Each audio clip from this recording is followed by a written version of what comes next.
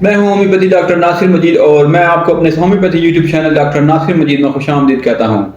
हमारा आज का टॉपिक है पोस्ट नेजल ड्रिप और इसका होम्योपैथिक इलाज। वो कौन कौन सी होम्योपैथी की मेडिसिन है जो पोस्ट नेजल ड्रिप में पेशेंट की हेल्प कर सकती हैं। पोस्ट नेजल ड्रिप की मेडिसिन को डिस्कस करने से पहले हम इसकी अलामात के बारे में जानेंगे। पोस्ट नेजल ड्रिप को आम जुबान में गले में बलगम का गिरना या गले में खेरा गिरना भी कहते हैं और यही इसकी सबसे मेन और कॉमन अलामत है कि पेशेंट अगर कंप्लेन करता है कि उसके गले में बलगम गिरने की कंप्लेन होती है, बलगम गिरता रहता है और इसके साथ ही पेशेंट बार बार अपने जो गला होता है उसको साफ करता है। इसके साथ ही अगले सिम्टम पेशेंट कंप्लेन करता है कि इस बलगम को गले से निकालना, खारिज करना जो है बहुत मुश्किल होता है। सम टाइम ये पेशेंट कंप्लेन करता है कि उसका म्यूकस या जो बलगम होता है वो इजीली जो है डिस्चार्ज हो जाता है, लेकिन सम टाइम जो है इसको खारिज करने के लिए बहुत ज़्यादा जो है जोर लगाना पड़ता है, बार बार अपने गले को साफ करना पड़ता है। तो चलिए आप इसकी होम्योपैथिक मेडिसिन को देखते हैं। वो कौन कौन सी होम्योपैथी की मेडिसिन है जो पोस्ट नेजल ड्रिप में पेशेंट की हेल्प कर सकती हैं। सबसे पहली मेडिसिन का नाम है कालीबाइक्रोम।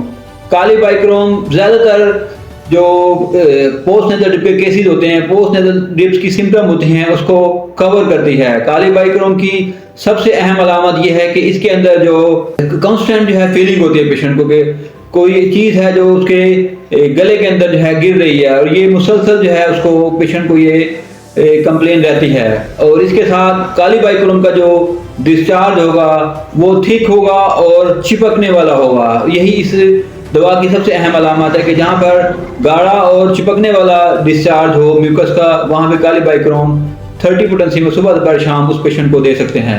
इसके अलावा अगली मेडिसिन का नाम है हाइड्रेस्टस। हाइड्रेस्टस को भी मोस्टली 30 पोटेंसी में यूज़ किया जाता है और हाइड्रेस्टस की सिम्टम भी मोस्टली जो है वो गले से मुतालिक होंगी।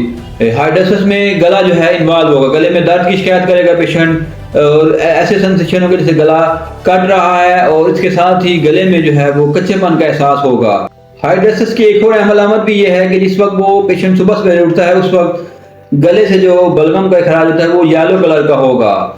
पोस्ट नेजल ड्रिप की अगली मेडिसिन कोरेलियम रब है। कोरेलियम रब में भी पोस्ट नेजल ड्रिप की बहुत सारी जो है सिम्टम कवर होती हैं और इसके साथ ही जो अहम अलामत है कि पोस्ट नेजल ड्रिप के साथ खांसी की शिकायत होगी और जिस वक्त म्यूकस का इखराज होगा, जो म्यूकस वो बहुत ज़्यादा कसीर मिकदार में होगा, वाफिर मिकदार में म्यूकस जो है उसके गले से जो है खारिज होगा। खांसी का होना और म्यूकस का कसीर मिकदार में आना कोरेलियम रब की अहम अलामत है। कोरेलियम रब को 30 पोटेंसी में सुबह दोपहर शाम जो है पेशेंट को इस्तेमाल करा सकते हैं। इसके अलावा अगली मेडिसिन का नाम है नेट्रोम्योर। नेट्रोम्योर का में भी पोस्ट नेजल ड्रिप की जो है अलामत पाई जाती हैं और इसमें मोस्टली जो है पेशेंट कंप्लेन करता है कि उसको नज़ला जुकाम की शिकायत है, नाक से पानी आ रहा है और वाटरी डिस्चार्ज है। जहाँ पर ये तमाम चीज़ें देखने को हों और उसके साथ ही स्नीजिंग की शिकायत हो, पेशेंट जो है छींकों की कंप्लेन करे, वहाँ पे नेट्रोम्योर 6x या 30 पोटेंसी में सुबह दोपहर शाम उस पेशेंट को इस्तेमाल करा सकते हैं। दोस्तों इसके अलावा भी अगर आपकी कोई कंप्लेन हो अबाउट पोस्ट नेजल ड्रिप और आप डिस्कस करना चाहते हो होम्योपैथिक ट्रीटमेंट के बारे में तो आप हमें व्हाट्सएप भी कर सकते हैं और हमें कमेंट बॉक्स में कमेंट भी कर सकते हैं। और अगर अभी तक आपने हमारा चैनल सब्सक्राइब नहीं किया तो इसको सब्सक्राइब करें और शेयर करें ताकि ज़्यादा से ज़्यादा लोगों का फ़ायदा हो सके।